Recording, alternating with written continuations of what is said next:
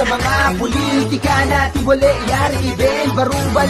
Nandito na yung pinakamagtago ka. Kung isa ka sa kanila, hamalas ka. Pag nakita kanya, hayari kang talaga.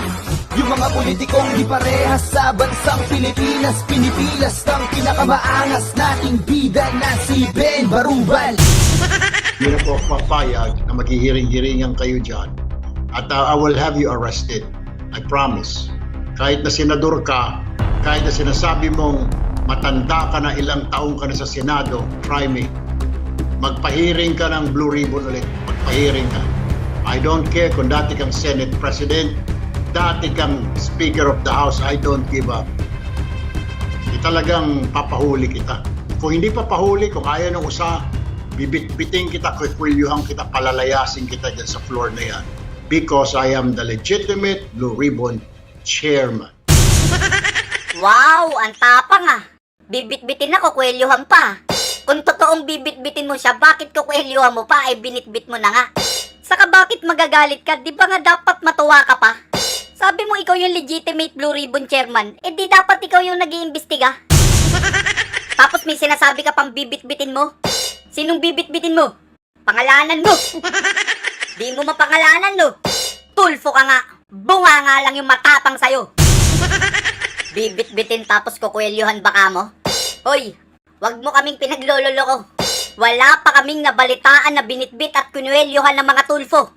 Ginulping tulfo meron. Sinapak ni Claudine bago sinakal ni Raymart Santiago. Kukwelyuhan. Kay Claudine nga di kayo umubre. Yung utol mo sinapak ni Claudine halos pumikit yung mata eh. Tapos sinakal ni Raymart halos maputol yung hininga eh. Tapos si Cayetano bibit-bitin mo. Yung utol mo nga babae lang yung kalaban na blakayan pa eh. Tapos si Senator Marcoleta kukwelyuhan mo. Walang niya kasubukan mo. Sigurado manghihiram ka ng mukha sa aso. Bibit-bitin tapos kukwelyuhan. Wala nang naniniwala sa'yo. Yung tapang mo nandiyan lang sa bunganga mo. Katulad kay General Rolando Bautista, ganyan din sinabi mo. Sabi mo sasampalin mo siya pag nakita mo siya tapos ingungudgud mo siya sa inidoro. Itong Secretary Rolando Bautista, sino ba itong buang na ito? Pasensya na muna no. Maski na tao ka ni Pangulong Duterte, le-lecturean lang kita. Secretary Bautista, ng DSWD, listen up and listen good. Hindi yung sasabihan mo kami na sumulat muna kayo 5 days, 5 days before. Sino ka bang punyeta ka na kailangan ko pang sumulat-sulat sa'yo? Sagutin mo yung telepono mo dahil ikaw ay DSWD. Ikaw yung Secretary ng Department of Social Welfare and Development. Sampaling kita pag nakita kitang buang ka. Walang pakialam kay retired general ka. Ngudngurin ko yung mukha mo sa inidoro. Demonyo ka rin, isa ka pa. Dagdag ka sa problema. Kaya tayo napupulaan ng mga lintik na mga dilawan. Dahil yung mga stroke din yung kagaguhan. Meanwhile, nung isang linggo, tila nakahanap ang Tulfo Brothers ng katapat. Nagwala sa programa niya sa radyo si Erwin Tulfo dahil hindi nagpa-interview si DSWD Secretary Rolando Bautista. Paulit-ulit niyang minura si Bautista at tinawag na buwang at inutil. Pinagbantaan pa ni Tulfo si Bautista na sasampalin at ingungod-ngod ang muka sa inidoro. Ayon naman kay Raffy Tulfo, hinikayat niya ang kapatid niyang si Erwin na maglabas ng mas tapat na paghingi ng tawad kay Bautista. Humingi rin si Raffy ng paumanhin sa mga mahal sa buhay ni Bautista na nasaktan sa mga nasabi ng kanyang kapatid. Kanina, muling humingi ng tawad si Erwin kay Bautista. Sinungaling kang, ala ko ba sasampalin mo pag nagkita kayo? Tapos ingungudgud mo yung mukha sa inidoro. Iba yata yung ginawa mo. Sinungaling ka, lahat ng sinabi mo, kinain mo. Nung nagkita kayo, nagsorry ka tapos kinamayan mo. Tapos ngayon sa Senado, mag-aangas ka na naman. Sasabihin mo ikaw yung chairman tapos hindi naman. Kasi kung ikaw talaga yung totoong Blue Ribbon Chairman, ibig sabihin lang wala kang kwentang chairman. Hindi mo na nga ginagawa yung trabaho mo, ikaw pa may ganang magalit dyan. Imbis na ikaw yung nangungunang mag-imbestiga, parang may gusto ka pang pagtakpan. Dapat ikaw yung binibit-bit tapos kinukwelyuhan. Ginagawa nila yung trabaho nila, dapat nga magpasalamat ka pa. Nagtatrabaho sila, nag-iimbestiga sila, inaalam nila kung sino yung may pakana. Ikaw, anong ginagawa mo? Wala. Ikaw tong walang ginagawa tapos magagalit ka pa? Bakit nga galit na galit ka ba? Ayaw mo bang malaman kung sino-sino yung dinideliveran ng pera? Bakit kasi iwas na iwas kayo sa flood control issue? Nakakapagtaka. Sabi mo ikaw yung Blue Ribbon Chairman, tapos yung investigation dinidelay mo pa. Sa June 8 naman daw. Langya, yung issue na yan last year pa. Kung ikaw ang hawak ng Blue Ribbon, matutulad lang yan kay Lacson, walang kwenta. Di nyo napapansin? Iniipit nila yung oposisyon para yung liderato maagaw nila. Para yung mga sangkot sa flood control issue, kontrolado nila, manipulahin nila, pagtakpan nila, tapos babaliktarin nila. Ang kakasuhan nila yung 18 Marines pa. Mga demonyo, mga hudas talaga. Tapos galit-galitan ka pa? Nagagalit ka dahil nag-iimbestiga sila or nagagalit ka kasi mapuputukan ka? Or baka naman Sylvester, nagpapanik ka na?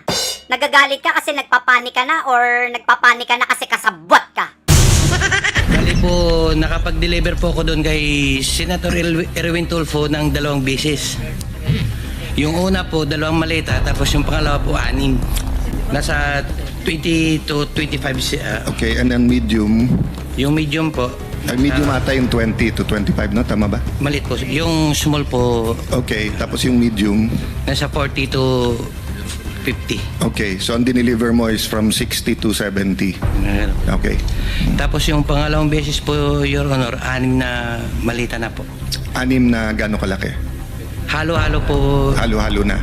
Opo, So, Your Honor. even assuming small lahat, kung 6 sa 25, at least 150, no? At least. Oo. Yes, Saan ng first at saan yung second delivery? Dito sa may bahay niya po, Your Honor, dito sa Green Hills. Green Hills. Paano nyo alam na bahay niya yun? Tinanong ko po si Mark Tiksay. Sabi ko, Boss Mark, kaninong bahay po ba yun? Sabi niya kay Senator Erwin. So pagdating nyo doon, katulad ng kwento doon sa Ilocos, so may sumalubong, kinuha lang, pinapasok kayo, paanong... Bali po, Your Honor, si Mark po, tsaka si Boss Mark, si Mark Tiksay, tsaka yung contact doon sa bahay ni Senator Erwin, sila po yung nag-uusap niyan. Tapos pagdating po doon sa bahay, ibababa po namin yung mga malita, tapos ihatid doon sa loob. Yun naman pala eh. Kaya naman pala galit na galit sa investigation, guys. Na-deliveran daw pala ng mali-malit at iba't ibang size. May small, medium, grabe, halo-halo yung size. Dineliver sa bahay niya sa Green Hills. Not once, but twice. Kaya naman pala pilit mong inaagaw yung pagka-chairman. Yung pala putik, isa ka pala sa na-deliveran. Bali lumalabas ikaw yung pinakamaraming natanggap na maleta sa Senate. Kung si Tito Soto 5 maleta, ikaw 8, 8. Inutusan din daw ang mga sundalo na mag-deliver ng mga maleta ng pera sa opisina ni Senator Vicente Soto sa Baclaran. 5 large maleta daw na naglalaman ng tig-4 na po hanggang 70 milyong piso ang idiniliver nila kasama ang staff ni Saldico na sina Mark Tiksay at Paul Estrada. Naghati din daw sila ng pera kay Senator Erwin Tulfo noong congressman pa ito sa bahay niya sa Green Hills sa San Juan. Una silang nag-deliver ng 2 maleta at sunod ang 6 na magkakaibang size ng maleta. Biruin mo, tinalo mo pa yung pinakamatanda dyan, si Tito Soto. Sa sobrang gulang dyan na nagmenopause sa Senado. Biruin mo, Tito, sa tagal mo dyan sa Senado, wala ka nang nagawa, nagpa-deliver ka pa ng 5 maleta. Hindi small, hindi medium, kundi large pa. Tapos ikaw naman, Erwin, ang kapal ng mukha mo, kabago-bago mo lang sa Senado, nagpa-deliver ka na agad ng 8 maleta. Hindi ako nagsabi niyan, siya. Kung ako sa'yo, yung 18 Marines harapin mo na lang. Tapos sabihin mo yung natanggap mong maleta 7 lang. Bago ikanta mo sa hearing kung kaninong demonyo galing yan. Tapos mag-request ka kay Cayetano na gawin kang state witness na lang. Kaya pala yung utol mong si Rafi sa flood control issue, tameme. Tapos nakatanggap pa ng pinakamalaking flood control budget yung pamangkin mong lalaki. Tapos ginastos lang yung 6.7 million sa 2 gabi. Hindi ba maliwanag na pagnanakaw yan, pare? Pagkatapos makatanggap ng flood control budget, naglaklak sa Amerika buong gabi. Nung unang gabi, nagwaldas ng $42,000. Nung pangalawang gabi, nagwaldas ng $73,000. Inimbestigahan nyo ba yan? Hindi. Tapos sa'yo 8 maleta sa 2 delivery lang? Ibig sabihin yung mga Tulfo ganyang katindi? Tulad nung kay Rafi Tulfo, sa utol mo. Nung una talagang galit sa PCSO, yung issue sa loto. Galit na galit, nagsisisigaw sa Senado. Halos murahin si Mel Robles sa anomalya sa loto. Tapos biglang tinigil yung investigasyon pagkalipas ng ilang linggo. Ngayon sa social media, edited daw ito. Kasi meron pong balita, 30 million na po ang ininvest ng tropa ninyo para manalo doon sa 690 million na yan. Kung kinakailang hanggang madaling araw tayo na alas 12 rito, Comsec, mag-ready ka nga ng mga kubot banit dyan. That is baseless, I would tell you. I'm sorry, but I think the figures will show Who that... are you to say it's baseless? Mr. Wait, Chairman. wait a minute! Ngayon, nasa na yung investigasyon niya sa PCSO? Wala na. Pagalit-galit pa nung una, aatras din pala. Paano binati ni Lisa Marcos si Mel Robles nung birthday niya? Kaya yun, si Rapi Tulfo, napaatras siya. Hi, Mel. Or should I say Melionario? Just wanted to wish you a happy 60th birthday. Naku, senior citizen ka na, ha? Dapat magpapayat ka na to be as sexy as Shay. We love you, Mel. I wish you all the best today and for the next 60th year. Big hug. Happy birthday. Thank you for everything you've done for me, my family, for my husband. Sama-sama tayo. Babago muli para maging Melionario.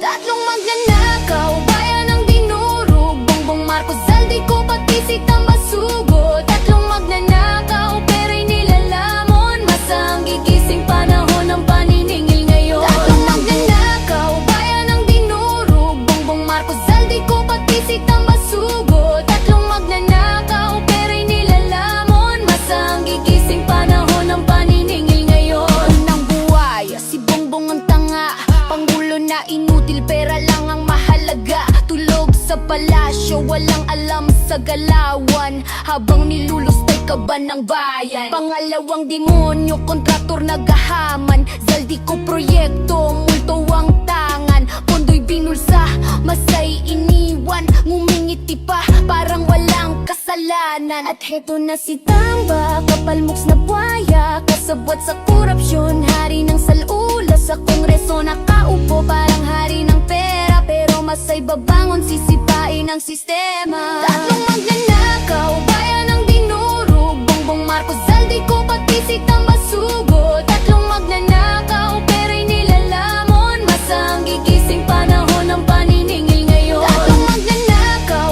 bayan ng dinurog, Bongbong Marcos, Zaldico, pati si Tambasugo. Tatlong magnanakaw, pera'y nilalamon, masang gigising, wala nang kawalan. Wala nang awala mga buhaya sa gobyerno. Bitayin nyo si Martin para makabawi tayo. Putulan ng kamay tapos ihagis sa impyerno. Kaso baka nakawan niya pati mga demonyo. Hanapin nyo si Saldi para sunod kay Martin. Iposang sang kamay, mga daliri ay putulin. Isapan nyo sa chopper, ihulog sa bangin. At bago nyo sunugin, 10 beses nyong bitayin. Hoy bangag na Bongbong, kasama ka punyeta. Ikaw ang pinakatanga, walang kakwenta-kwenta. Dapat sa'yo bitayin, pakain sa buhaya. Lahing magnanakaw, presidente na tanga. Tatlong magnanakaw, bayan ng dinurog, Bongbong Marcos, Zaldico, pati si Tambasugo. Tatlong magnanakaw, pera'y nilalamon, masang gigising panahon ng paniningil ngayon. Tatlong magnanakaw, bayan ng dinurog, Bongbong Marcos, Zaldico, pati si Tambasugo. Tatlong magnanakaw, pera'y nilalamon, masang gigising panahon ng paniningil ngayon. Napalitan ng batas, parang laruan lang, mga mata nyo'y ginto. Kami bang ungot ng utang, pero boses ng kalsada'y bala ng masa. Kahit may pader, sisirain ng kanta. Araw-araw krisis, sagot niya'y kabobohan. Palpak ang plano, puro kasinungalingan. Habang masay hirap nagdurusa sa kalsada, siya'y nakangiti parang wala lang problema. Kontrabida ng progreso sa gabal sa hustisya. Nagmana ng korupsyon, dinagdagan pa ng dusa. Kontrabida ng progreso sa gabal sa hustisya. Nagmana ng korupsyon, dinagdagan pa ng dusa. Tatlong magnanakaw, bayan ng dinurog, Bongbong Marcos, Zaldico, pati si Tambasugo. Tatlong magnanakaw, pera'y nilalamon, masang gigising panahon ng paniningil ngayon. Tatlong magnanakaw,